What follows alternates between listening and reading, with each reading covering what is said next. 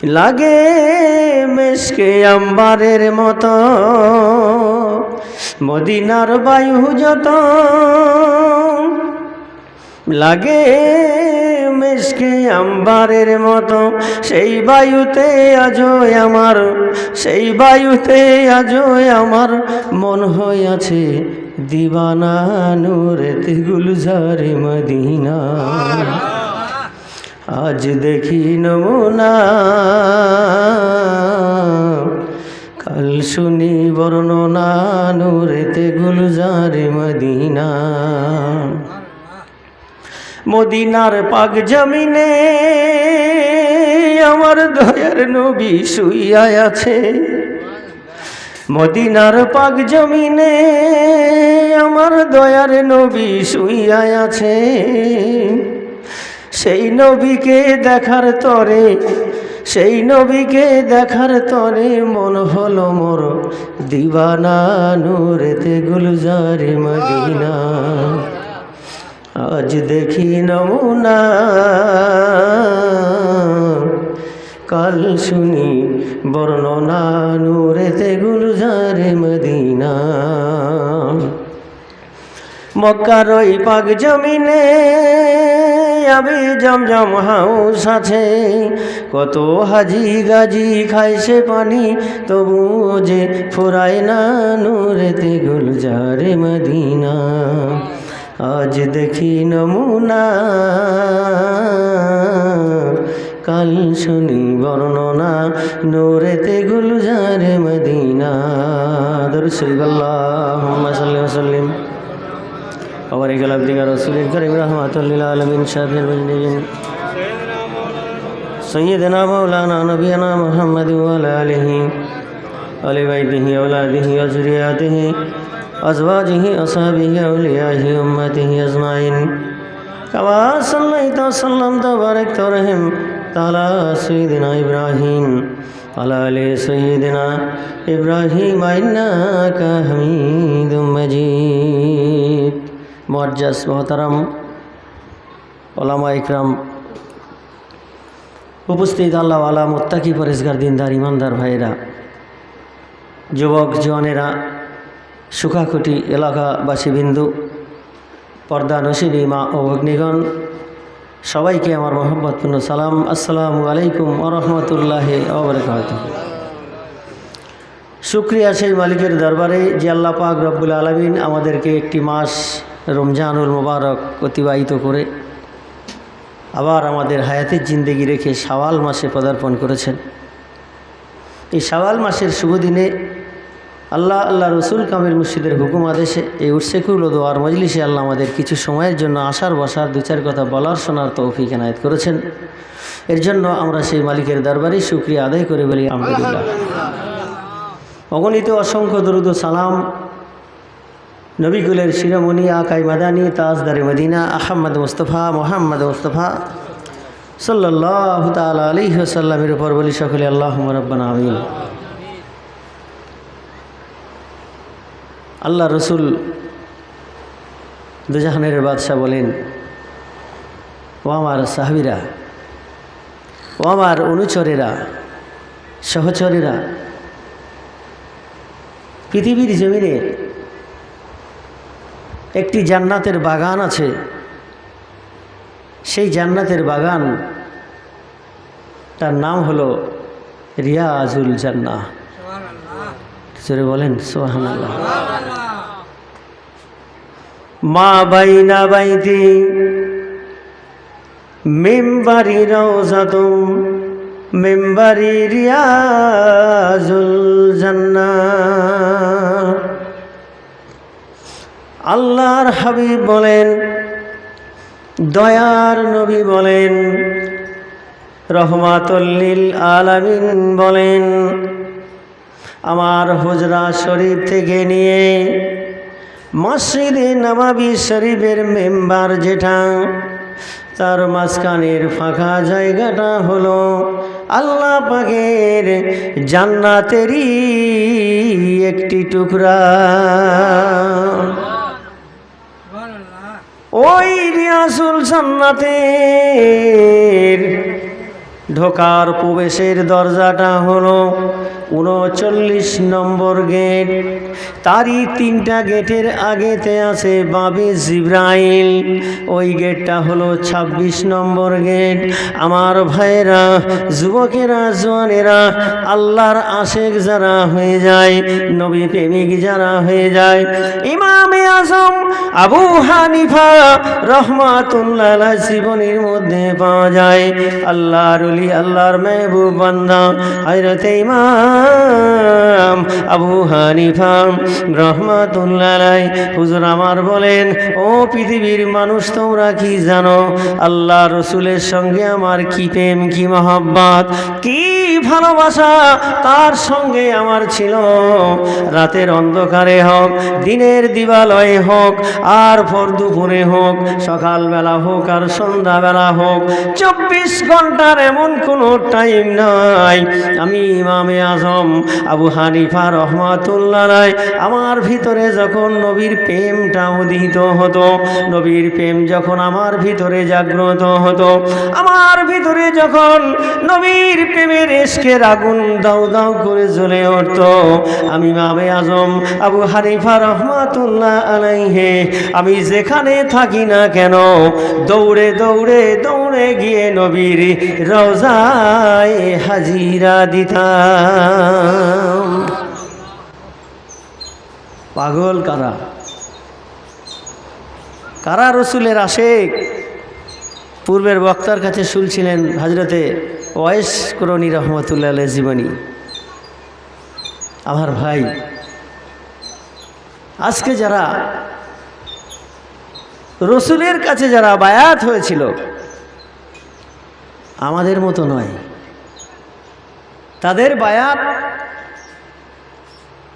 হযরতে আবু বকর সিদ্দিক রাদিয়াল্লাহু তাআলা আনহু বায়াত হলেন রসুলের কাছে।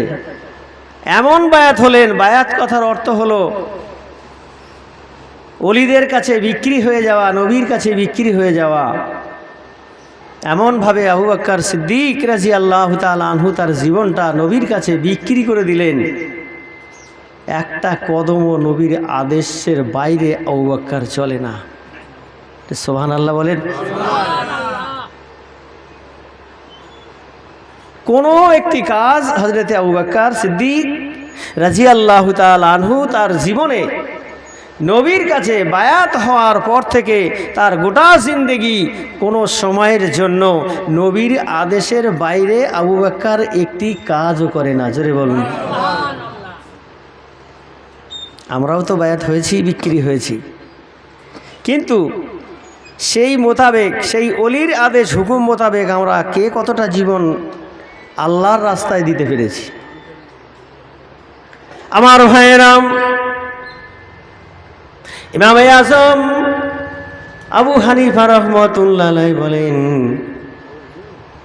আমি একবার নবীর রওজায় দৌড়ে যাই নাই, দুবারও যাই নাই, আমি দৌড়ে দৌড়ে গিয়ে ইশকের মহব্বত আর ভালোবাসার টানে আমি ইমামে আজম আবু হানিফা রহমাতুল্লাহ আলাইহি আমি 55 বার নবীর রওজায় হাজিরা দিয়েছি। 55 বার তিনি দৌড়ে দৌড়ে নবীর রওজায় গিয়ে তিনি হাজিরা দিয়েছেন। বলেন সুবহানাল্লাহ। দামেস্কের একজন নবীর দরুদের পাগল ছিল। দামেস্কে বাড়ি, নাম তার আব্দুর রহমান। প্রতিদিন নবীর উপরে 500 বার করে দরুদের নজরানা পাঠায়। একটু জোরে বলেন সুবহানাল্লাহ। 500 বার করে দরুদ পাঠ করে। হযরতে আব্দুর রহমান একদিন সিদ্ধান্ত নিয়ে ফেলল, নবী রওজায় গিয়ে আমার প্রাণটা ভরে সালাম দেব। এখন যে মসজিদে নববী শরীফটা আছে, এখন তো বিশাল বড় এরিয়া, কিন্তু ওই সময় অত বড় এরিয়া ছিল না। যেটা রিয়াজুল জান্নাত আছে ওটাই ছিল মসজিদে নববী। জোরে বলুন। এখন মসজিদে নববীর এরিয়া এত বড়, আপনার চোখ কি হবে না, যেদিকে দেখবেন তো সেদিকে একই কন্ডিশন, একই ডিজাইন। ডান দিকে দেখবেন যেমন, বাম দিকেও দেখবেন তেমন, পেছনেও দেখবেন যেমন, সামনেও দেখবেন তেমন। এটা তুর্কিরা নির্মাণ করেছে এত সুন্দর করে ডিজাইন করে মসজিদে নববী শরীফের ভিতরে। অত বড় বিরাট একটা মসজিদ আল্লাহ তাআলা সব সময় যেন ঠান্ডা করে রেখেছে। ওরই ভিতরে আহলে সুফফাদের থাকার জায়গা ছিল। একটু জোরে বলেন সুবহানাল্লাহ। আহলে সুফফার ভিতরে যারা থাকতো তার মধ্যে একজন ব্যক্তির নাম তামাম কিতাবের মধ্যে রেওয়াতে আসে, যার নাম হযরতে আবু হুরায়রা রাদিয়াল্লাহু তাআলা আনহু। তিনি আহলে সুফফার মধ্যে থাকতেন। আমার ভাইয়েরা, যুবকেরা, জওয়ানেরাও, রিয়াজুল জান্নাতের ভিতরে যখন মানুষ প্রবেশ করে তখন খোলামেলা ছিল, এখন কিন্তু আর খোলামেলা নাই। এত মানুষের চাপ, সেখানে আপনাকে সিস্টেম অনুযায়ী যেতে হবে। ওই রিয়াজুল জান্নাতের ভিতরে ঢোকার পর নবীর প্রেমিকরা যখন ওই রিয়াজুল জান্নাতের ভিতরে ঢুকে একটু উপরের দিকে তাকায়, যেন মনে হয় আর সে আজিম থেকে আল্লাহর নূর ঝরে ঝরে পড়ে। একটু জোরে বলুন। আমার ভাইয়েরা, যুবকেরা, জওয়ানেরা, ওই রিয়াজুল জান্নাতের ভিতরে প্রবেশ করার পর 2 রাকাত নামাজ আদায় করে যেভাবে আপনি দোয়া চাইবেন, বসে হোক, দাঁড়িয়ে হোক, চলতে চলতে হোক, যেমন আপনার আওকাতে তৌফিক আল্লাহ দান করবে, যেভাবে আপনি মাওলার দরবারে ফরিয়াদ করবেন, ও এমন একটি জায়গা, ওই জায়গাতে দাঁড়িয়ে বসে দোয়া করলে দিনান দেয়ার আমার মালিকের দরবারে কবুল হয়ে যায়। ও আমার ভাইরা, যুবকেরা, জওয়ানেরা, ইন্টারনেটের মধ্যে বিশেষ করে ফেসবুকেতে দেখতে পাবেন বিরাট বড় বড় যে পাখাগুলো, বিরাট বড় বড় যে ছাতাগুলো দেখতে পান, ওগুলো প্রাসুর ছাতা, একটা উন্নত মানের কাপড় দিয়ে বানানো। যতটুকু ধারণায় কুলালো, একটা ছাতার নিচে মিনিমাম 500 মানুষ বসতে পারবে। এত বড় ছাতা। মসজিদে নববীর চাতাল থেকে শুরু করে তামাম মসজিদের ভিতরের ফাঁকা ফাঁকা জায়গাগুলোতেও ওই ছাতা নির্মাণ করা আছে। জোরে বলুন সুবহানাল্লাহ। আমার ভাই জানেরা, মানুষের কষ্ট হবে বলে রানিং পাখার সঙ্গে পানির ফোয়ারা লাগানো আছে। উত্তপ্ত গরম যখন হয়ে যায়, পানির ফোয়ারা চালিয়ে পাখা স্টার্ট করা হয়। আপনারা যতদূর ওই বাঁশের খুঁটিটা লাগানো আছে, পাখা এখান থেকে স্পিড দিয়ে আপনাকে ঠান্ডা করে দেবে।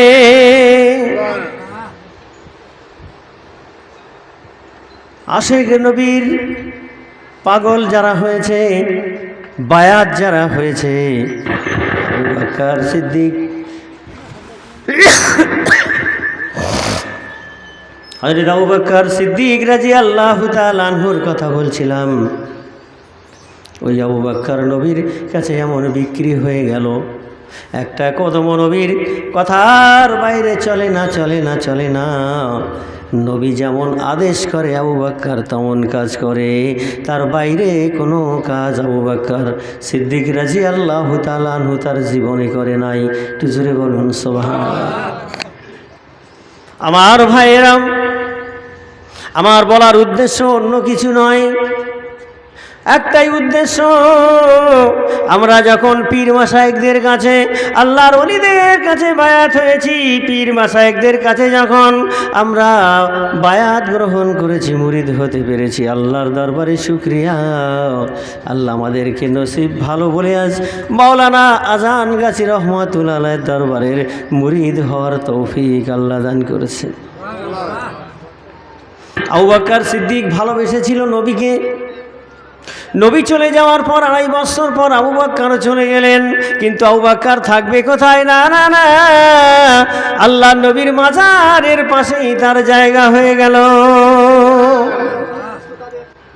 তারপরে চলে গেলেন হযরতে আমিরুল মুমিনিন ওমর ফারুক রাদিয়াল্লাহু তাআলা আনহু। আমার ভাইরা, সেই ওমর ফারুক রাদিয়াল্লাহু তাআলা আনহু আমার আপনার পীর মুর্শিদ সুফি আজান গাজী রহমাতুল্লাহ আলাইহির ৩৭তম মহাপুরুষ সুফি আজান গাজী রহমাতুল্লাহ আলাইহি, যিনি ইসলামের দ্বিতীয় খলিফা আমিরুল মুমিনিন ওমর ফারুকের বংশধর। জোরে বলেন। এই বংশধরটা জাতা বংশধর নয়। ওমর রাদিয়াল্লাহু তাআলা আনহুর জীবনের ট্র্যাডিশনাল, তার জীবনের প্রথম জীবনে তার ভিন্নতা ছিল, কিন্তু যখন সে নবীর কাছে বায়াত গ্রহণ করেছে, নবীর কাছে যখন সে নিজেকে স্যালেন্ডার করে দিয়েছে, তখন ওমর আর তার নিজ ইচ্ছায় কোনো কিছু করতে পারে না। যা করে আল্লাহর ভয় আর নবীর প্রেম আর তার আদেশ হুকুম মতো আপনার ওমর ফারুক রাদিয়াল্লাহু তাআলা আনহু তার জীবনটা অতিবাহিত করে। জোরে বলুন সুবহানাল্লাহ। উসমান গনি, তারও জীবনী দেখুন। এত অর্থ সম্পদের মালিক হজরতে উসমান গনিকে বানানো হয়েছিল, কিন্তু সবসময় হজরতে উসমান গনি রাদিয়াল্লাহু তাআলা আনহু চিন্তা ফিকিরে থাকতেন, কোন কাজ করলে আল্লাহ খুশি হবে, কোন কাজ করলে নবী খুশি হবে। হজরতে উসমান গনি রাদিয়াল্লাহু তাআলা আনহু সেই সব চিন্তা ভাবনায় সবসময় রাত কাটিয়ে দিতেন। আমার ভাই জানেন,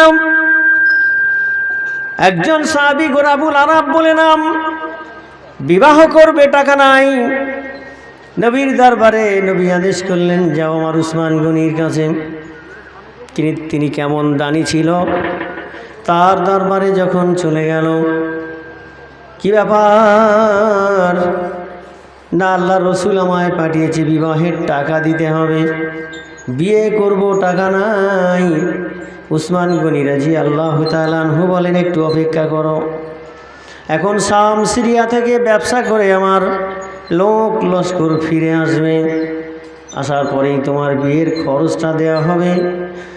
কিছু সময় পরে শাম সিরিয়া থেকে ব্যবসা বিজনেস করে ফিরে আসলো, উটের পাল নিয়ে হযরত উসমান গনি রাদিয়াল্লাহু তাআলা আনহু সেই উটের সর্দারকে ডেকে বলছে, ভাই, এই ব্যক্তি কোন উটটা চায়, ওকে দিয়ে দাও। গোরাবুল আরব জানে উসমান গনি এমন দানি আর উটের এমন স্বভাব। 70, 80, 100, 200, 500, 1000ও যদি উট থাকে, তার সর্দারের রশি যদি কেউ ধরে নেয়, 1000 উটের একটাই সর্দার, বাকি 999টা উট ওই সর্দার যেদিকে যাবে সবাই চলে যাবে। গোরাবুল আরবের যখন আদেশ করা হলো, তুমি কোন উটটা নেবে, গোরাবুল আরব দৌড়ে গিয়ে সর্দার উটের রশিটা ধরেছে। উটের যিনি উটগুলো পরিচালনা করত, দৌড়ে এসে হযরতে উসমান গনি রাদিয়াল্লাহু তাআলা আনহুকে বলেন, ও উসমান গনি, সে তো সেই সর্দার উটের রশি ধরেছে, সব তো ওর পিছনে চলে যাবে, ওই দলের মধ্যে তো 70টা উট আছে। হযরতে উসমান গনি বলেন, ও উট চালানো ভাই, তুমি চিন্তা করো না, খামোশ হয়ে যেও না, আল্লাহ রসুল আদেশ করেছে, ও একটা কেন 70টা উট কেন, ওই পালে যদি 700 উট থাকে, আমি উসমান গনি দিতে দেরি করব না। কিরকম দানি, হ্যাঁ, তাদের দান।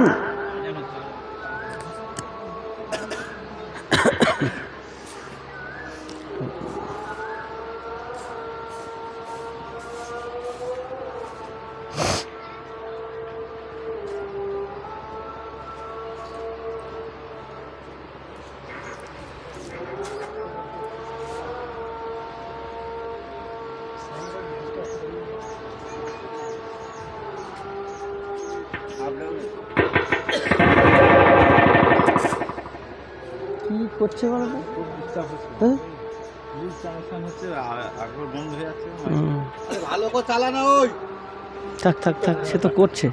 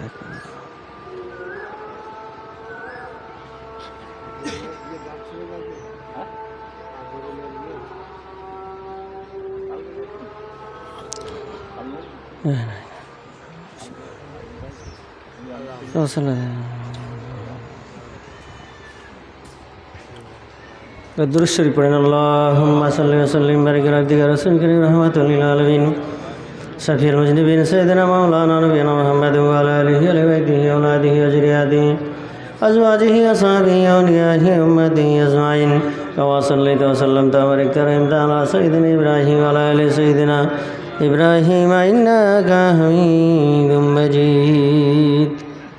আমার ভাইয়েরা, যুবক জওয়ানেরা, কোরআনুল কারীম থেকে একটি আয়াতে কারিমা তেলাওয়াত করেছি। অগণিত অসংখ্য হাদিসে পাকের মধ্যে থেকে ছোট্ট একটি হাদিস তেলাওয়াত করেছি। এর উপরে আমার বায়ান সংক্ষিপ্ত করব ইনশাআল্লাহ। কুল ইন্না সালাতি ওয়া নুসুকি ওয়া মাহিয়ায়া ওয়া মামাতি লিল্লাহি রাব্বিল আলামিন। সামনে আসছে কুরবানির ঈদ, না? কথা বলেন না? সব যাদের উপরে যারা সাইবে নেশাব তারা কুরবানি করবে না? তো কুরবানি করার সময় মৌলানা সাহেব বলুন আর মসজিদের ইমাম সাহেব বলুন, যখন কুরবানি দেয় তখন এই দোয়াটা পড়েই দিতে হয়। এর শুরুতে আল্লাহ তাআলা কি বলেছে? কুল ইন্না সালাত। আল্লাহ আগেই বললেন তোমার নামাজ। কিন্তু সমাজের বুকে এমন ব্যক্তি দেখা যায় কুরবানি দিচ্ছে, টাকা আছে বলে, কিন্তু নামাজের খবর, কথা বলে না, নামাজের খবর নাই, নামাজের ধার ধারে না। কুরবানির চাঁদ যখন ওঠে তখন দেখবেন ওই এক সপ্তাহ তাকে মসজিদের কাতারে পাওয়া যায়। আর যেই কুরবানি চলে গিয়ে 3 দিন এক্সপায়ার, তাকে আর টর্চ লাইট মেরেও খুঁজে মেলানো দুষ্কর। আপনাদের এই সুখাকটিতে নেই, আমার 24 পরগনার দিকে আছে। আল্লাহ পাক বলেন, কুল, বলো তোমার নামাজ, ইন্নাস সালাতি ওয়া নুসুকি, তোমার জীবন যৌবন কুরবানি করো, আমার রাস্তায় করো। একমাত্র তোমার টার্গেটটা থাকবে, তোমার মনের নিয়াতটা থাকবে এই সুখাকটি মানুষকে দেখানোর জন্য নয়। কুরবানির পশু কিনে গলায় লাল মালা দেওয়া হয় কি? কথা বলে না? লাল মালা দেন নাকি? দেন না? তাহলে বেঁচে গেলেন। লাল মালা যদি নিয়ে আসেন তাহলে আপনার মনের চিন্তা ভাবনাটা হবে, মানুষ দেখে বলবে এটা কুরবানির গরু। কথা ঠিক কিনা বলেন? যত মানুষে জিজ্ঞাসা করবে তত আপনার ভিতরের নফসটা ফুলে ফেপে একাকার কাণ্ড হবে। ওটা আল্লাহর দরবারে কবুল হওয়া বড় কঠিন হবে। আল্লাহ বলে, বান্দারে তুমি দান এমনভাবে করো তোমার ডান হাতের দানটা যেন বাম হাত জানতে না পারে। কুল ইন্না সালাতি ওয়া নুসুকি ওয়া মাহিয়ায়া ওয়া মামাতি লিল্লাহি রাব্বিল আলামিন। তোমার নামাজ, তোমার জীবন, তোমার যৌবন, তোমার কুরবানি একমাত্র লিল্লাহি রাব্বিল আলামিন, আমি আল্লাহর জন্য ছাড়া আর কারো জন্য হবে না। এই নিয়েতে বান্দা যখন হালাল টাকা দিয়ে পশু ক্রয় করে আর মনের নিয়তটা থাকে আল্লাহ আমাকে সাহেবে নেশাব বানিয়েছ, টাকার মালিক বানিয়েছ, কুরবানি আমার উপর ওয়াজিব হয়ে গেছে, এখন আমি হালাল টাকা দিয়ে পশু ক্রয় করতে যাচ্ছি আল্লাহ আমার ভিতরে যেন যার্রা পরিমাণ রিয়ার আশ্রয় না নেয়, মানুষে যেন আমাকে বলে না বিরাট বড় কুরবানি দাতা, এই কথাটা যেন না বলে, এই অশ্বাসা যেন আমার ভিতরে পয়দা না হয়। আল্লাহ কুরবানি করছি আমি একমাত্র তোমার খুশির জন্য। এই নিয়ত মানুষ করে না। আপনি যদি আজকেই শাওয়াল মাসের ক তারিখ হয়েছে, এখন দেরি আছে কুরবানির, এখন যদি আপনি এই ধরনের নিয়তটা করেন, এখন থেকে আপনার আমল নামায় কুরবানির দিন আসা পর্যন্ত 400 করে নেকি লেখা হবে। নিয়তে যদি ভেজাল থাকে তাহলে আর সমস্যার শেষ থাকবে না। যেদিনকে ঈদ উদযাপন হবে সেদিনকে আল্লাহ তাআলা আরও খুশি হয়ে ওই নিয়তকারীর খালেস নিয়তের কারণে আল্লাহ তাআলা বলবেন, ও ব্যাংকে টাকা রাখলে তো 500 রাখলে 50 টাকা বাড়তো, ও তো নিয়ত করেছিল সেই শাওয়াল মাসে, তো ফেরেশতারা তোমরা তো 400 করে নেকি লিখেছ, এখন ও ডিপোজিটটা বাড়িয়ে ওর সঙ্গে আরও 300 যোগ করে দাও। বান্দা কত সুন্দর দেখেছেন তো, মুখ দিয়ে একটু সুবহানাল্লাহ বের হয় না। এই তো আমরা আল্লাহর আশেক, নবীর প্রেমিক। আমরা প্রকৃত যারা আল্লাহর আশেক দিওয়ানা হয়, যদি কোনোদিন মক্কা শরীফ মদিনা শরীফে যান তো গিয়ে দেখবেন নবীর রওজার সামনে পাগল কত রকমের আছে। তবে ওই দুনিয়ার কাগজ টুকানো পাগল নয়, ওগুলো হচ্ছে আল্লাহ এবং তার রসুলের প্রেমের পাগল। তাদের দেখবেন কে কিভাবে আল্লাহ রসুলকে সালাম নিবেদন করছে, কে কোন ভঙ্গি নিয়ে অশ্রুতে চোখের পানিতে তার দাড়ি ভিজে ভিজে জুব্বা ভিজে যাচ্ছে, তারপরেও সে জবান থেকে ইয়া রসুল আল্লাহ ছাড়ে না। বলুন সুবহানাল্লাহ। এত টাকা পয়সা খরচ করে এসেছি, ইয়া রসুল আল্লাহ, আসসালাতু আসসালামু আলাইকা ইয়া হাবিবাল্লাহ, আমার হাজিরাটাকে আপনি কবুল ও মঞ্জুর করেন। বলুন সুবহানাল্লাহ। পাগলরা সব সময় সালাম দিচ্ছে। আমি সেই দামেস্কের আব্দুর রহমানের কথা বলতেছিলাম, অন্যদিকে চলে গেছি। মনে মনে সিদ্ধান্ত নিয়েছে আমি নবীর রওজায় গিয়ে একটু মহাব্বতের সালামটা দেব। আব্দুর রহমান চলে গেল মদিনা শরীফে, নবীর রওজায় গিয়ে প্রাণ ভরে সালাম দেবেন, কিন্তু খাদেম তাকে প্রবেশ করতে দেয় না। রওজা পাকের খাদেম আব্দুর রহমানকে ঢুকতে দেয় না। কি ব্যাপার, কেন?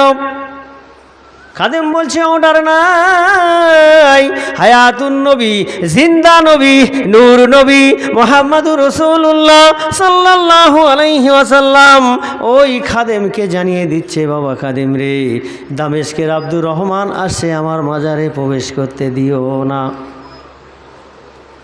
তাহলে এর থেকে বোঝা গেল কি, তার কাজের মধ্যে ভেজাল হয়ে গেছে মনে হয়, যার জন্য নবী ঢুকতে দিচ্ছে না, তাই না? একবার চেষ্টা করলো হলো না, দুবার চেষ্টা করলো হলো না, তৃতীয়বারে খাদেম তার কান্না দেখে আব্দুর রহমানের, খাদেম বলছে, ভাই এটা নবীর রওজা পাক, আর নবীর রওজা পাকের সামনেতেই লিখে দেওয়া আছে, আমার নবীর আওয়াজের উপরে যেন পৃথিবীর কোনো মানুষের আওয়াজটা যেন বেশি না হয়, তোমাদের আওয়াজ যেন বেশি না হয়। মদিনাতুল মুনাওয়ারার ভিতরে যখন প্রবেশ করবেন দেখবেন বেশিরভাগ মানুষই শুনশান আছে, কিন্তু যারা আদব আজিজি করে না তার ভিতরে তারা বিভিন্ন রকম কথা বলে। আমার ভাইয়েরাম, খাদেম বলছে তুমি নবীর রওজায় প্রবেশ করেছ, খবরদার খবরদার, তোমাকে আমি বারণ করছি ভাই, বেয়াদবি করো না, এক জায়গায় একটু অপেক্ষা করো, আমি হায়াতুন নবীর কাছ থেকে তোমার না আসার কারণটা একটু জেনে আসি। আমার ভাইয়েরা, খাদেম দৌড়ে চলে গেল, আসসালাতু আসসালামু আলাইকা ইয়া রাসূলুল্লাহ ইয়া হাবিবাল্লাহ হুজুর। দামেস্কের থেকে আব্দুর রহমান আসলো, সারা পৃথিবীর মানুষ আসলো, আপনি কাউকে নিষেধ করলেন না, কাউকে ঢুকতে বারণ করলেন না, কিন্তু দামেস্কের আব্দুর রহমানের কান্না আমি খাদেম দেখেও সইতে পারি না হুজুর, আপনি কেন তাকে ঢুকতে নিষেধ করলেন? আল্লাহ রসুল সাল্লাল্লাহু আলাইহি ওয়াসাল্লাম বলছে, ও খাদেম, ওই দামেস্কের আব্দুর রহমানের সঙ্গে আমার এমন একটা সম্পর্ক হয়ে আছে, ও যদি আমার রওজার কাছে এসে আমাকে সালাম দেয়, আমি নবী রসুলুল্লাহ আর এই রওজা পাকে শুয়ে থাকতে পারবো না, আমাকে উঠে আব্দুর রহমানের হাতে হাত লাগাতে হবে, ওর হাতের সঙ্গে আমায় মুসফা করতে হবে, আমি নবী রাসূলুল্লাহকে ওই রওজার ভেতর থেকে উঠে তার হাতে হাত লাগাতে হবে। এত নসিব আব্দুর রহমানের হয়ে গেল, আল্লাহর নবী বলছে ওর হাতের সঙ্গে আমার হাত লাগাতে হবে। আর আমি যদি রওজা থেকে উঠে আব্দুর রহমানের হাতে হাত লাগিয়ে দিই, তাহলে আমার আল্লাহ এই মুহূর্তে কিয়ামত শুরু করে দেবে। আমি আল্লাহ রসুল এটা চাই না, এই জন্য আব্দুর রহমানকে আসতে নিষেধ করেছি। সুবহানাল্লাহ বলেন। ঢুকতে পারলো না আশেক, কান্নায় জর্জরিত আব্দুর রহমান নবীর রওজার পাশ দিয়ে ঘুরছে নীল গম্বুজ। এই নবীর নীল গম্বুজ, তোমাকে আমার সালাম, জোরে বলেন সুবহানাল্লাহ। আব্দুর রহমান একটা কথা তার মনে পড়ে গেল, যে আল্লাহ রসুল হযরত ইমাম হাসানকে, হযরত ইমাম হোসাইন রাদিয়াল্লাহু তাআলা আনহুকে বড় প্যার করতেন, ভালোবাসতেন। যখন তারা দুভাই নানা বলে ডাকতো, আল্লাহ রসুল যে কাজে থাক, যেখানে থাক না কেন, সাথে সাথে ইমাম হাসান এবং হোসেনকে কোলে নিয়ে তাদের গালে মুখে চুমা দিত। বলুন সুবহানাল্লাহ। আব্দুর রহমান বলেন, নবী রওজায় গিয়ে সালাম দেওয়ার নসিব যখন আমার হলো না, আমি এই রওজার চতুর্দিকে ঘুরবো, আমি একটু আজকে পরীক্ষা করে দেখব হায়াতুন নবী কাকে বলা হয়, জিন্দা নবী কাকে বলা হয়। আমি আব্দুর রহমান, আমি নবী রওজার চতুর্দিকে ঘুরে আমি হোসেনের পাঠ করব, হোসেনের অভিনয় করব, নানা নানা বলে আমি রওজার চতুর্দিকে ঘুরতে থাকব। প্রত্যক্ষদর্শীরা কিতাবের মধ্যে বর্ণনা করেন, যখন আব্দুর রহমান, ওই দামেস্কের আব্দুর রহমান যখন হোসেন রাদিয়াল্লাহু তাআলা আনহুর গলা করে যখন বলতে শুরু করলো, ও নানা জান, আমি হোসেন তোমাকে ডাকছি, আমি হোসেন তোমাকে ডাকছি, তুমি কি আমার কথায় একটু সাড়া দেবে না? কয়েকবার চক্কর দেওয়ার পর প্রত্যক্ষদর্শীরা বলেন, আল্লাহ রসুল হোসেনের কথার মহব্বতে সম্মান দিতে যে রওজার ভেতর থেকে হাতখানা বাইরে বের করে দিয়েছে। আশেক কারা? কারা আশেক? আজকে সুফি মুফতি আজাদ গাছি রহমাতুল্লাহ আলাইহি আমাদেরকে সেই নবীর আশেক বানানোর জন্য তিনি বলছে, তোমরা বেশি বেশি করে নবীর উপরে দরুদ শরীফ পাঠ করো, জোরে বলুন সুবহানাল্লাহ।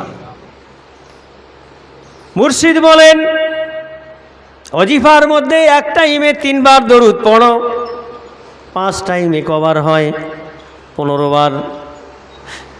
একবার দরুদ হাক্কানি পড়লে 300 দরুদের সওয়াব পাওয়া যায়, জোরে বলুন। 300 দরুদের সওয়াব যদি এক দরুদে পড়া হয়, একবার পড়লে পাওয়া যায়, তাহলে 15 × 3 করলে যোগ কত হয়? 45। তাহলে 45 বার নয়, 45,000 বার আমার কামিল মুর্শিদের পাগলেরা নবীর রওজায় দরুদ সালাম পাঠায়। 45 বার দরুদের সালাম পাঠানো হয়। আমার ভাইরা, কিতাবের মধ্যে লেখা হয়েছে, একজন ব্যক্তি 7 বছর বয়সের এক যুবক নওজওয়ান হজ পাকে গেছে। হজের আরকান আহকাম ভিন্ন ভিন্ন জায়গায় দোয়া আছে। কাবার চাতালে যখন যাবে, গ্রিন লাইটের কাছে গিয়ে নিয়ত করতে হয়, সাফা মারওয়া সাই করতে হয়, মিনায় গিয়ে অবস্থান করতে হয়, মুজদালিফায় যেতে হয়, আরাফাতের ময়দানে যেতে হয়, আবে জমজমের পানি দাঁড়িয়ে দাঁড়িয়ে পান করতে হয়। যত কাজ আছে সব মক্কা শরীফের মধ্যে, মদিনা শরীফে মাত্র 2টা কাজ, টাইম অনুযায়ী সালাত আদায় করা, নবীর জান্নাতুল জান্নাতুল আপনার নবীর রওজার মধ্যে একবার প্রবেশ করা, আর জান্নাতুল বাকিটা পাশে আছে। এছাড়া মদিনা শরীফে আর কিছু নাই, যা আছে সব মক্কা মুআজ্জামায়। মা খাদিজাতুল কুবরা রাদিয়াল্লাহু তাআলা আনহা জান্নাতুল মহল্লার মধ্যে আছেন। ওই জান্নাতুল মহল্লার মাঝখান দিয়ে একটি রাস্তা বেরিয়ে চলে গেছে। জান্নাতুল মহল্লার দুটা পাট, একটা পাটের মধ্যে মা খাদিজা শায়িত আছেন, যিনি আল্লাহ রসুলকে হীরা গুহায় খাবার পৌঁছাতেন। সুবহানাল্লাহ বলেন। কলকাতা থেকে কাজ করে বাড়িতে এসছেন, রাত 11:30, শীতকাল। বিবি সাহেবা বাইরে থাকবে না লেপ কম্বলের ভিতরে? কথা বলেন না কেন? বাইরে থাকবে? থাকবে না। রাত 11:30 এসে দরজা খুললেন। সকিনা কি মার্জিনা কি আয়েশা কি জুলাইখা, দরজাটা খোলো। সে তো কোনো খবর নেই, খবর নেই। স্বামীর প্রেম আমাদের বিবিদের এত, স্বামী কখন আসবে খবর নাই। সে তো লেপ কম্বল মুড়ি দিয়ে ঘুমাচ্ছে, দরজায় ডেকেও দরজা খোলে না। মা খাদিজা স্বামীর প্রেমে তিনি কেমন স্বামীর সেবায় ব্রতী ছিলেন। 4টে কন্যাকে খানা খাইয়ে দিয়ে নবীর যে ঘর মুবারকটা, এখন সেটা লাইব্রেরি কুতুবখানা বানানো হয়েছে। একটু জোরে বলুন সুবহানাল্লাহ। নবীর ঘরের সামনেই ছিল আবু জাহেলের বাড়ি। সেই আবু জাহেলের বাড়িটা সরকার নিয়ে এখন তামাম এরিয়াটা মিলে টয়লেট আর অজুখানা বানানো হয়েছে। তারই সামনে আল্লাহ রসুলের বাড়ি, তারই রসুলের ঘর যেদিকে, তারই এক পাশেতে ছিল যে পাহাড়ে দাঁড়িয়ে আল্লাহ রসুল দো জাহানের বাদশা আবু জাহেলের নেতৃত্বে চন্দ্রটা ইশারা করে দুখণ্ড করেছিল। আর সেই পাহাড়ের উপরে বিরাট বড় বিল্ডিং দাঁড়িয়ে আছে। আবার ভাইজানেরা, যুবক জওয়ানেরা, আল্লাহ নবী হীরা গুহার মধ্যে আছেন। মা খাদিজা 4টি কন্যাকে খানা খাইয়ে দিয়ে, ঘুম পাড়িয়ে দিয়ে, দরজাটা বন্ধ করে স্বামীর জন্য খাবার নিয়ে এখন হীরা গুহায় যদি 22-25 বছরে যুবক উঠতে যায় তার হাঁটু লেগে যাবে। এখন তো সিঁড়ির ব্যবস্থা করা হয়েছে, কিন্তু ওই জামানায় কোনো সিঁড়ি ছিল না, কোনো কিছুর ভালো ব্যবস্থা ছিল না। এত উঁচু পাহাড়টা ছিল হীরা গুহা। মা খাদিজা রাদিয়াল্লাহু তাআলা আনহা খাবার আর পানি আর খোরমা নিয়ে মাথায় করে মহিলা হয়ে 65-70 বছরের মহিলা, তিনি খাবার মাথায় নিয়ে আল্লাহ রসুলের কাছে হাজিরা দিতেন। জুড়ে বলুন সুবহানাল্লাহ। মা খাদিজা যখন উঠছেন তখন জিবরিল আমিন বসে আছেন। জিবরিল আমিন দেখছেন খাদিজা আসে, আল্লাহ রসুলকে বলেন, ইয়া রসুল আল্লাহ, আপনার বিবি আপনার জন্য এত মহব্বত আর ভালোবাসা, এই রাতে সন্তানদের ঘুম পাড়িয়ে দিয়ে খানা নিয়ে আপনার সেবা করার জন্য আসছে হুজুর। আমি আর আপনার এখানে থাকতে পারবো না, আমি একটু দূরে চলে গেলাম। মা খাদিজা যখন চলে যাবে আমি তখন এসে হাজির হব। কিন্তু যাওয়ার সময় আমি জিবরাইল আলাইহিস সালাতু ওয়াস সালাম, ইয়া রাসূলুল্লাহ, এই হীরা গুহাতে আপনাকে একটা খুশ খবরই জানিয়ে যায়, একটা সুসংবাদ জানিয়ে যায়। আল্লাহ তাআলা আপনার বিবিকে আপনার খেজমত করার কারণে আল্লাহ এত খুশি হয়েছে খাদিজার উপরে। আল্লাহ পাক রব্বুল আলামিন স্বয়ং মা খাদিজাকে সালাম দিয়েছেন। নারীদের কি সম্মান দেখুন, কি ইজ্জত! আল্লাহ পাক রব্বুল আলামিন নিজেই মা খাদিজাকে সালাম দিয়েছেন তার স্বামীর খেজমতের কারণে। বলুন সুবহানাল্লাহ। আমার ভাইয়েরা, সেই মা খাদিজা জান্নাতুল মহল্লার মধ্যে বিদ্যমান। মানুষে বেয়াদবি করতে পারে, শিরকি কুফরি করতে পারে, এই জন্য আরব সরকার মা খাদিজাতুল কুবরা রাদিয়াল্লাহু তাআলা আনহার মাজার শরীফটাকে ব্যারিকেড করে রেখেছে। উহুদের জমিনে গিয়ে দেখবেন 70 জন সাহাবাকে শহীদ করা হয়েছিল। তার মধ্যে আল্লাহ রসুলের আপন চাচার নাম হযরতে হামজা রাদিয়াল্লাহু তাআলা আনহা, যাকে শহীদ করার পর কলিজাটা কেটে হিন্দা নামে আবু সুফিয়ান ছিল আল্লাহ রসুলের শ্বশুর। এটা আপনারা জানেন তো নাকি? শ্বশুর আর জামাই কি অবস্থা দেখুন। কুফরি অবস্থায় থাকলে মানুষের কি হালাত হয়। কুফরি অবস্থায় ছিল, বুঝতে পারিনি, চোখ অন্ধকার ছিল। জাহেলিয়াতের যুগ তো ওই কারণে বলা হয়, ওই জামানার মানুষগুলো হায়না নেকড়ের মতো ছিল, তাদের ভিতরে কুফরিতে ভরপুর। আল্লাহ রসুল সাল্লাল্লাহু আলাইহি সাল্লামের চাচা হযরত হামজা রাদিয়াল্লাহু তাআলা আনহাকে ওই উহুদের প্রান্তে শহীদ করার পর তার বুকটা কেটে কলিজা বের করে হিন্দা চিবিয়েছিল, তার ওয়াদা পূরণ করেছে। তার মাজারটাও 70 জন সাহাবার মাজারের মাঝখানেই রয়েছে, বলুন সুবহানাল্লাহ।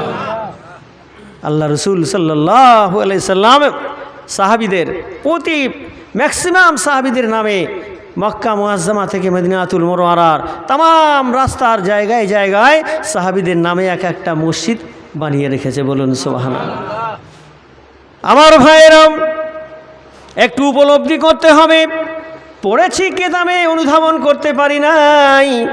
ভাবনা চিন্তাটা এক ধরনের ছিল, বাস্তবে চোখে না দেখলে কোনো দিন পরিপূর্ণভাবে একিন হয় না। আর একিন যদিও বা হয়, আপনার বাস্তবে দেখা আর বই পুস্তক পড়ে দেখা দুটোর মধ্যে একটু ভিন্নতা হয়তো থেকে যেতে পারে। নিজের চোখে দেখবেন গিয়ে মক্কা মুআজ্জামা থেকে আর মদিনাতুল মুনাওয়ারা যাওয়ার যে রাস্তা বাসগুলো চলে, ওই বাসের সওয়ার আপনি সওয়ারি হয়ে যান, এসি বাস সব। ওই বাসের মধ্যে যখন উঠবেন, ওই বাসটার স্পিড থাকবে মিনিমাম কমপক্ষে 110 থেকে 30 কিলোমিটার গতি। রাস্তাগুলো সব নাক বরাবর সোজা, কোনো টার্নিং বেশি নাই। 6 ঘন্টা 8 ঘন্টা রাস্তা চলার পর হয়তো একটা মোড় পড়তে পারে, নাহলে একটানা গাড়িটা চলবে 130 কিলোমিটার গতিতে। কিন্তু ওই গাড়িতে আপনি যে বসে থাকবেন, গাড়িতে আছেন না জমিনে আছেন কিছুই বুঝতে পারবেন না। 120-30 কিলোমিটার গতিতে একটা বাস দৌড়াচ্ছে, দৌড়ে দৌড়ে মক্কাতুল মুআজ্জামা থেকে আর মদিনাতুল মুনাওয়ারায় পৌঁছাতে বাসের 130 কিলোমিটার গতি। ওই বাসের টাইম সময়টা লেগে গেল 6 ঘন্টা রাস্তা। আমার বলার উদ্দেশ্য হলো 6 ঘন্টা 130 কিলোমিটার গতিতে একটা বাস একটা মানুষকে 6 ঘন্টা পৌঁছাতে যদি মদিনা শরীফের সময় লাগে, আমার নবী দোজাহানের বাদশা আবু বকরকে নিয়ে পাহাড় অতিক্রম করে করে কত দিন ধরে ওই মুআজ্জামায় পৌঁছেছিল। নিজের চোখে না দেখলে বুঝতে পারবেন না। আজকে রাস্তাগুলোকে, পাহাড়গুলোকে খণ্ড খণ্ড করে কেটে সেখান থেকে এত সুন্দর পরিষ্কার রাস্তা তৈরি করা হয়েছে। একটা রাস্তায় ক্ষুদ্রতম গর্ত নেই, একটি রাস্তায় একটা কাগজের টুকরাও পড়ে নেই, বলুন সুবহানাল্লাহ। আমার ভাই জানেরা, আপনি গাড়িতে আছেন নাকি বাড়িতে বুঝতে পারবেন না, অথচ গাড়ির গতি 130 কিলোমিটার স্পিড। প্রতিটা গাড়ি সকার সিস্টেম। আরবিয়ান সরকার চিন্তা ভাবনা করেছে 70-60 বছর মানুষ যারা, এরা তো হজ করতে আসবে, কারো সুগারের ব্যাপার আছে, কারো ধাতের গন্ডগোল আছে, পেশাব লাগলে রুখতে পারবে না, তাদেরকে সেবা দেওয়ার জন্য ওই বাসের ভিতরেই সিঁড়ির ডান পাশে টয়লেটের ব্যবস্থা করেছে আরবিয়ান সরকার। এই মানুষের জন্য এত চিন্তা ভাবনা করে এত সুন্দর করে পরিষেবা দিচ্ছে। মানুষ তাম পৃথিবী থেকে পতঙ্গের ন্যায় ঝাঁপিয়ে এই বছরে 2025 সালের ওমরা হ্যাট্রিক করেছে, জোরে বলুন সুবহানাল্লাহ। এত মানুষের ভিড় মক্কা মুআজ্জামাতে আপনি কল্পনা করতে পারবেন না। মানুষের এমন পাগল বানিয়ে দিয়েছে আল্লাহ তার রসুল। ছোট বাচ্চা এখন সে ফিটারে দুধ খায়, মা এমন এসকে পাগল হয়ে গেল আল্লাহর জন্য, এমন পাগল হয়ে গেল নবীর জন্য। সেই ছোট বাচ্চাকে নিয়ে মুখে ফিটার দিয়ে ছোট ছোট 3 চাকার গাড়িতে বাচ্চাকে শুইয়ে ফিটার মুখে দিয়ে বাচ্চা দুধ খাচ্ছে, মা গাড়ি ঠেলছে আর খানায় কাবা তোয়াব করছে। আশিকদেরকে আল্লাহ এভাবেই ডাক দেয়, মাসুকদেরকে এভাবেই ডাকে। তবে প্রেম আর ভালোবাসাটা পরিপূর্ণ ভিতরে থাকতে হবে। এই জন্য কবি শেখ সাদি রহমাতুল্লাহ আলাইহি বলেন, ইশকে মেহবুবে খোদা আয়ে দিল জিসনে হাসিল नहीं, लाखों मुमिन हो मगर ईमान में कामिल नहीं।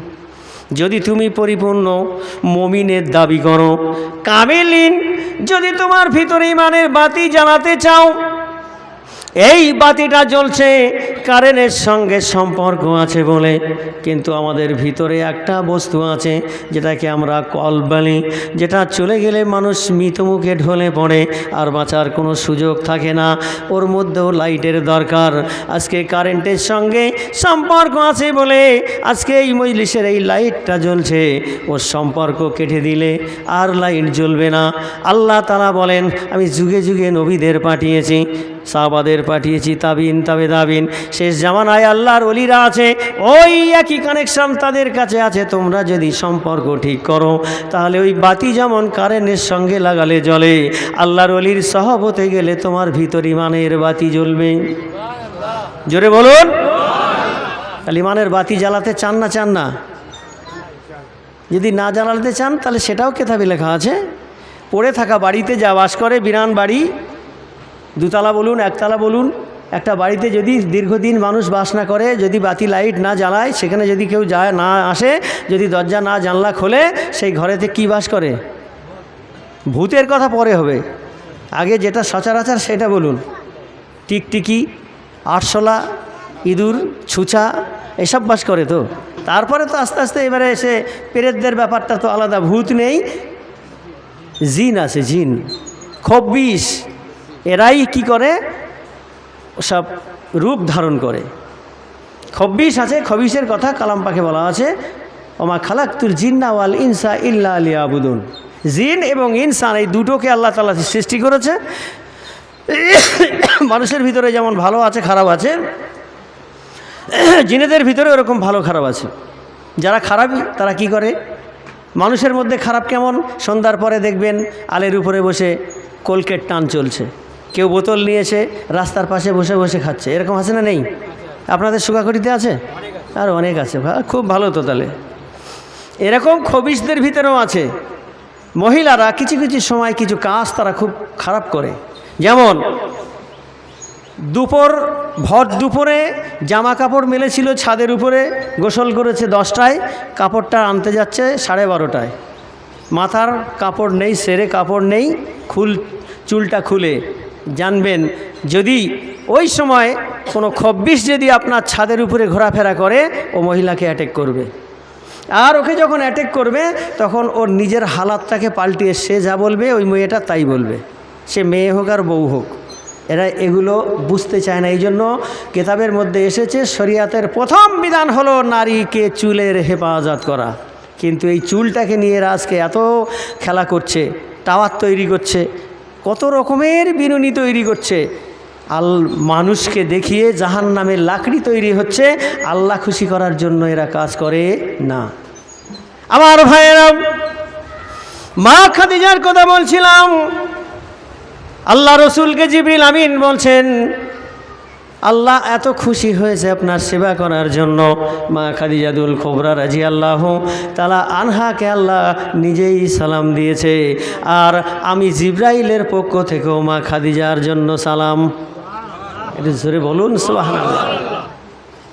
মা খাদিজার নসিবটা ভালো না খারাপ? মক্কা শরীফ এবং মদিনা শরীফে, তামাম মক্কা শরীফ যদি আপনি ঘুরে বেড়ান, বিড়াল খুঁজে পাবেন। কবুতর চত্বর আছে একটা, সেখানে সবসময় কবুতর চানা খাচ্ছে। আর সন্ধ্যার টাইমে কিছু আবাবিল পাখি দেখবেন। একটা কুকুরের গন্ধ মক্কাতেও নাই, মদিনা শরীফেও নাই, কুকুর নেই। আর অন্য কোনো পাখি নেই, কৌয়া নেই, কোনো কিছু নেই। বিরাট বড় বড় খেজুরের বাগান। হযরত আবু তালহা রাদিয়াল্লাহু তাআলা আনহার খেজুরের বাগানের মধ্যে বিরাট বড় মার্কেট। জোরে বলুন সুবহানাল্লাহ। আবু তালহা, হযরত সালমান ফার্সি, সাহাবাদের এমন কপাল, ওই আবু তালহা সাহাবী, তার একটি খেজুরের বাগান। আল্লাহ রসুল কি করতেন? যখন ক্ষুধা পেত আস্তে আস্তে করে আবু তালহার ওই খেজুরের বাগানের ভিতরে ঢুকে হুজুর নিজের হাতে করে খেজুর পেড়ে তিনি ওখানে বসে বসে খেতেন। আর ওই আবু তালহা রাদিয়াল্লাহু তাআলা আনহার খেজুরের বাগানের ভিতরে একটি কুয়া ছিল, সেই কুয়াটার নাম হচ্ছে পিরহা। আল্লাহ রসুল সাল্লাল্লাহু আলাইহি সাল্লাম ওই কুয়া থেকে পানি তুলে নিজেই পান করতেন। জোরে বলুন সুবহানাল্লাহ। সাহাবাদের এমন কপাল, পানি পান করে খেজুর খেয়ে বসে আছেন, মরুভূমি তো। আপনি যদি ফেব্রুয়ারি মাসের দিকে যান তাহলে আপনার কোনো অসুবিধা হবে না, না ঠান্ডা না গরম, মোটামুটি ঠান্ডা। কিন্তু এখন যারা যাবে, যারা হাজিরা যখন যাবে এবারে মক্কা শরীফ এবং মদিনা শরীফ, উত্তপ্ত গরম, সব পাথর বিছানো, উপর থেকে রোদের কিরণ পড়ে পাথর থেকে একটি রশ্মি ওঠে, তার গরম। কিন্তু পাথরে চলবেন, আপনার পায়ের তলা সবসময় ঠান্ডা থাকবে। যেটা বলেন সুবহানাল্লাহ। আপনার বডি গরম হবে, আর ওয়েদার এত ড্রাই, ঘাম হবে না, কিন্তু গরমে মানুষ অস্থির হয়ে যাবে। জামা কাপড় মেলার জন্য বাইরে ধুপে দিতে হয় না, আপনি যে রুমের মধ্যে থাকবেন ওখানেই মেলে দেবেন, 2 ঘন্টা পরে গিয়ে দেখবেন শুকনো হয়ে গেছে। মক্কা শরীফ এবং মদিনা শরীফ যে সোনার মদিনা, নিজের চোখে দেখে আসবেন একবার গিয়ে। আমার ভাই জানেন হযরতে সালমান ফারসি রাদিয়াল্লাহু তাআলা আনহু, আমি সংক্ষেপ করে দিচ্ছি, সময় অনেকটা হয়ে গেছে। আমার ভাইয়েরা, যুবক জওয়ানেরা, কার নসিবে হবে জানি না, এখন থেকে খালেস নিয়তটা করেন। আমার মুর্শিদ বলে, বাবা যেতে পারবে কি পারবে না ওটা আল্লাহ তার রসুলের জিম্মায় দিয়ে দাও, আর খালেস নিয়ত করো, আল্লাহ যদি আমায় কোনো দিন মক্কা শরীফ মদিনা শরীফে যাওয়ার তৌফিক দাও, আমি কি আমার নিজের চোখে একবার খানায় কাবাটা দেখে আসবো, মদিনাতুল মুনাওয়ারা রসুলের নীল গম্বুজটা একবার দেখে আসবো। এই মনের ধারণা যখন আপনি করবেন, মনে মনে যখন আপনি নিয়ত করবেন, পৃথিবীর কেউ যেটা জানে না, ওই খবর রাখেন আমার মালিক আল্লাহ। আপনার নিয়ত যদি ঠিক থাকে ভাই, কত মানুষ টিকিট কেটেছিল, পাসপোর্ট করেছিল, ভিসা হয়ে গেছে, প্লেনের টিকিটও কাটা হয়ে গেছে, কিন্তু নসিবে হলো না।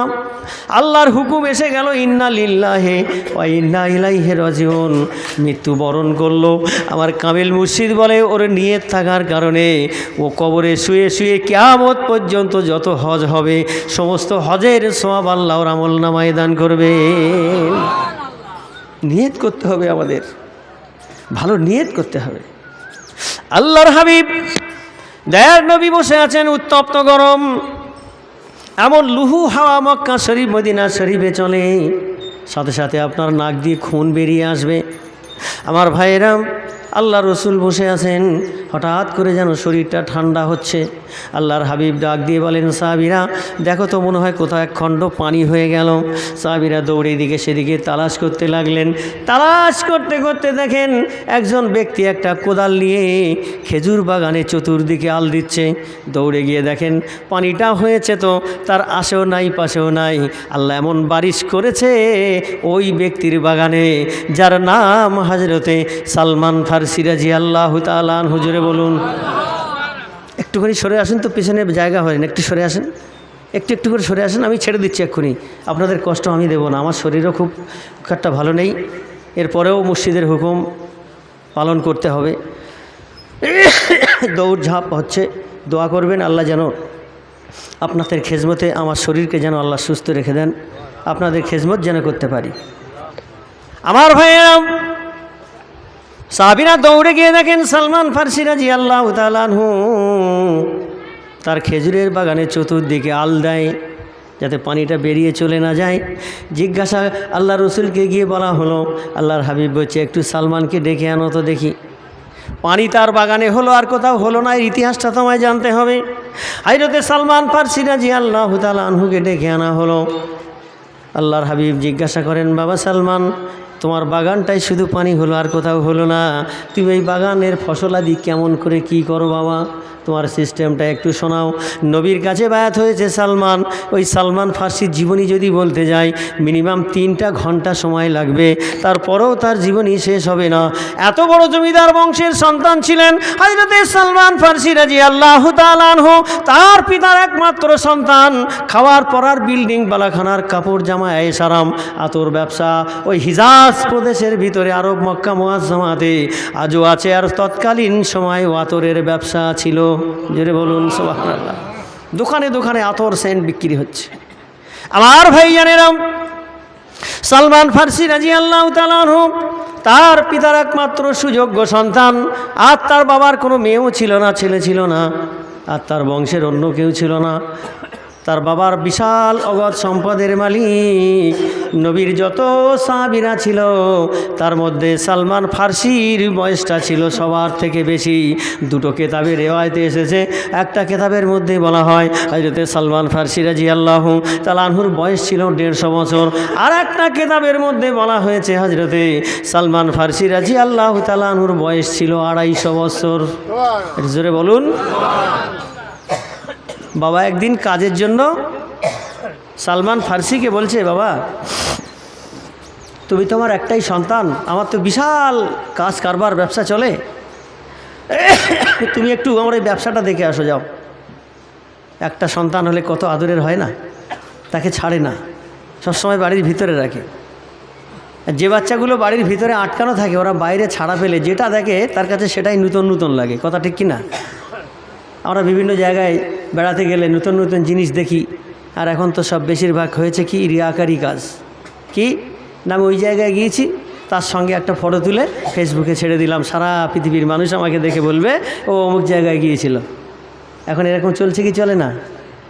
আল্লাহর রাস্তে বলি, ইমানদার পরহেজগার নামাজিদের কাছে এটা আমার আবেদন, লোক দেখানো কাজ করে লাভ নেই। ওই কাজটায় আল্লাহ কতটা রাজি হয়েছে, রসুল কতটা খুশি হয়েছে, কামেল ওলি আল্লাহ কতটা খুশি হয়েছে, এটাই হলো সব থেকে দেখার বিষয়, যেটা মাওলানা আজানগাছি করতে গিয়ে তার জমিদারি ছাড়তে হয়েছে। সুবহানাল্লাহ বলেন। তিনি চাইলে তো মানুষের কাছে লকাব নিতে পারতেন, মুফতি সাহেবের টাইটেল, বড় পীর সাহেবের লকাব নিতে পারতেন। এমনকি আপনারাও জানেন তার নামটাও পিতামাতার দেওয়া নামকেও তিনি গোপন করেছেন। করেছেন কি না? কেন করেছেন অনেকেই প্রশ্ন করে।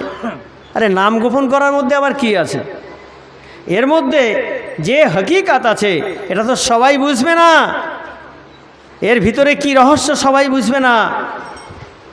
আবুল হেরকাম, আবু হুরাইরা তার নাম ছিল, কিন্তু আল্লাহ রসুল যখন হুরাইরা শব্দ দিয়ে ডাকলো, হুরাইরা কথার অর্থ আসে বিড়ালের বাপ। তা নবী যখন আবুকে বলছে আবু হুরাইরা, মানে আবু হলো হুরাইরা মানে বিড়ালের বাপ, তা আবু হুরাইরা বলছে আজ থেকে আমার বাপের নাম মুছে ফেলবো, আবু আর থাকবে না, হুরাইরা নামে পরিচিত হবে। সুবহানাল্লাহ বলে না? মানুষের জিজ্ঞাসা করছে কেন তুমি হুরাইরা নামে থাকবে? বলে এইটার মধ্যেই তো রহস্য আছে। কি না, এই নামে আমি দুনিয়াতেও থাকবো, কবরেও থাকবো, হাসরে উঠে আমি আল্লাহর সম্মুখে অন্তত এতটুকু বলতে পারবো তোমার নবী আমাকে বিড়ালের বাপ বলে সম্বোধন করেছিল। তো নূর নবী তো যেটা বলে সেটা আপনি কবুল করেন, এই নামের ওসিলায় যাতে আল্লাহ আমার বেড়াটা পার করে দেয়। তার মনের টার্গেট কি? নাম দিয়ে কোনো কাম আছে নাকি? কোনো কাম নেই, কাজের সঙ্গে সম্পর্ক। আমার ভাই জানেন, যুবকেরা জানেন, বলতে গেলে অনেক দূরে চলে যাবে।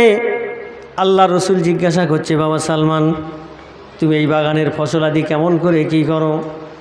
আমাদেরও জমি জমা আছে, ফসলও ফলে, কিন্তু আমরা কেমন করি, নবী সাহাবীরা কেমন করতেন, আমি এইটুকু বলে শেষ করে দেবো ইনশাআল্লাহ, খুব সংক্ষিপ্ত সময়। আমার ভাই জানেন, আল্লাহর হাবিব জিজ্ঞাসা করেন, সালমান তোমার বাগানে পানির বর্ষণ হলো আর বাগানে হলো না, কারণটা একটু জানতে চাই। আর সালমান ফার্সি রাদিয়াল্লাহু তাআলা আনহু বলেন, হুজুর আমার এই খেজুরের বাগানে সারা বছরে যা খেজুর ফলে আমি মার্কেটে বিক্রি করে ওই অর্থটা 3টা ভাগ করি। একটা ভাগ আমি আমার বিবি বাচ্চা নিয়ে ভরণ পোষণ দিই, আর একটা ভাগ আমি আল্লাহর রাস্তায় দান করি, আর একটা ভাগ রেখে দিই বাগান দেখভাল করার জন্য, সাদগা করে দিই একটা ভাগ। আল্লাহর হাবিব দয়ার নবী বলেন, ও বাবা সালমান রে, ওই যে জমিনের ফসল আল্লাহ দিয়েছে, আল্লাহ তুমি যে প্রকৃত পক্ষে আল্লাহর রাস্তায় যে সাদগাটা করেছো, আল্লাহ তোমার সাদগা কবুল করে নিয়ে তার বিনিময়ে শুধুমাত্র তোমারই বাগানে বা পানি বর্ষণ করেছেন। এর আবার বিভিন্ন ভিন্নতা আছে। যদি যে জমিনের চাষটা পরিপূর্ণ আসমানের জমিন থেকে হবে, এইভাবে সাদগা আদায় করতে হবে। যদি আপনি নলকূপ থেকে শ্যালো মেশিন বসিয়ে বিভিন্ন পন্থায় লোকজন ধরে যদি করেন, তার ভিন্নতা আলাদা আছে। তবে যে জমিনের চাষটা পরিপূর্ণ আসমানের জমিন থেকে হবে, আসমান থেকে বারিশ থেকে হবে, অবশ্যই আপনাকে এই সালমান ফার্সির মতো করে জমির সাদগা আদায় করতে হবে। এতে কি হবে? একদিকে সাদগা করলেন, অপরদিকে আল্লাহ খুশি হয়ে গেল। ওই বছরে হতে পারে আল্লাহর রিজিকের মালিক, আল্লাহর নিয়ামতের মালিক, ওই বছরে আপনার যত টাকা বাজেট হয়েছিল, ইনকাম হয়েছিল, আল্লাহ যদি চায় ওই অতগুলোই খেজুরের গাছ থেকে আরও 3 গুণ ফসল ফলিয়ে আপনাকে আরও লাভবান আল্লাহ করিয়ে দেবেন। বলুন সুবহানাল্লাহ। এই বিশ্বাস রাখতে হবে আমার ভাইয়েরা। আর দুনিয়া মাজরাতুল আখেরা, নবী বলেন এই দুনিয়াটা হলো আখেরাতের বাগান। এখান থেকে 5 ওয়াক্ত সালাত আদায় করো, এটা আখেরাতের পুঁজি। বিনা কাজায় নামাজ আদায় করো, এটা আখেরাতের পুঁজি। কোরআন তেলাওয়াত করো, এটা আখেরাতের পুঁজি। রমজান মাসে রোজা রাখো, এটা আখেরাতের পুঁজি। তাসবিহ তেলাওয়াত করো, সূরা ইয়াসিন পড়ো, রহমান পড়ো, যেটা এইগুলো আল্লাহ রসুলের জন্য যেগুলো করো, এগুলো হচ্ছে আখেরাতের পুঁজি। কামেল মুর্শিদের হুকুমে এই কোরআনের ওয়াজিফার আমলটা করো, এটাই হচ্ছে তোমার আখেরাতের পুঁজি। এই কাজগুলো করে যদি সঠিক আমলগুলো নিয়ে কবরে যেতে পারো, কবরে শুতে দেরি হবে, কবরটা জান্নাতের গুলজার হতে দেরি হবে না। জোরে বলুন সুবহানাল্লাহ। আল্লাহ পাক রব্বুল আলামিন আমাদের সবাইকে আখেরাতের পুঁজি সঠিকভাবে অর্জন করার তৌফিক যেন দান করেন। আর একটা কথা, বাড়িতে নামাজ পড়ি ক্ষেত্র বিশেষে, কিন্তু সময় পাইলে মসজিদে গিয়ে নামাজ আদায় করবেন, না হলে ওই মসজিদ কিন্তু আপনার জন্য সুপারিশ করবে না। আপনার এলাকায় যে হাক্কানি মসজিদ আছে, হাসরের মাঠে আপনাকেও কবর থেকে তোলা হবে আর এই মসজিদটাকেও নিয়ে যাওয়া হবে। আল্লাহ তাআলা ফরমান করবে, এই শুকাকটির হাক্কানি, তুমি আমার জান্নাতে প্রবেশ করো। হাক্কানির থেকে জবাব আসবে, আমি দীর্ঘদিন ভুকা ছিলাম, কিন্তু মানুষ তো শুকাকটিতে কম ছিল না। আমি ভুকা থাকার কারণে আমি তো এতদিন আমাকে ওরা ভুকা রেখেছিল, এখন আমি কি করব? না তুমি জান্নাতে যাও। জান্নাতে যাব তো যারা আমাকে আবাদ করেছে ওদেরকে আমার সঙ্গে দাও। সুবহানাল্লাহ। বাড়িতে কি বলবেন? আবাদ কথার অর্থ কি? যারা মসজিদে গিয়েছিল সব সময় পেয়েছে, গেছে, মসজিদের সঙ্গে সম্পর্ক রেখেছে, মসজিদ বলছে ওদেরকে আমার সঙ্গে দাও। কেন? ওরা সব সময় আমার সঙ্গে সম্পর্ক রেখেছিল, তা আমি একা কেন জান্নাতে যাব? ওই মুসল্লিদের সঙ্গে নিয়ে তোমার জান্নাতে যাব।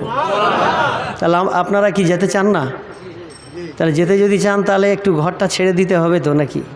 একটু দয়া করে মসজিদে গিয়ে নামাজ পড়বেন, 27 গুণ সওয়াব পাবেন।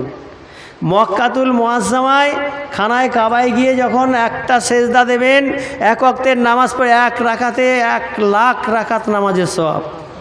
মদিনাতুল মুনাওয়ারায় গিয়ে 1 রাকাত নামাজ পড়বেন, 50,000 রাকাত নামাজের সওয়াব। তাম পৃথিবীর মসজিদে গিয়ে সেজদা দেবেন, 7 গুণ বেশি সওয়াব। জোরে বলুন সুবহানাল্লাহ। তবে শরীর খারাপ আছে, টাইট আছে, ক্লান্তি আছে, ভিন্ন কথা, কিন্তু মসজিদকে যদি আবাদ না করেন, ওই মসজিদ কিন্তু সুপারিশ করবে না। আর মসজিদের বদদোয়া যদি একবার আল্লাহর কাছে কবুল হয়, শুকাকটির একটা মানুষও বাঁচতে পারবে বলে আমার মনে হয় না। মসজিদেরও বদদোয়া আছে, মানুষের বদদোয়ায় দেখবেন অনেক সময় অনেক কিছু ঘটনা ঘটে যায়, কি যায় না? যায় না?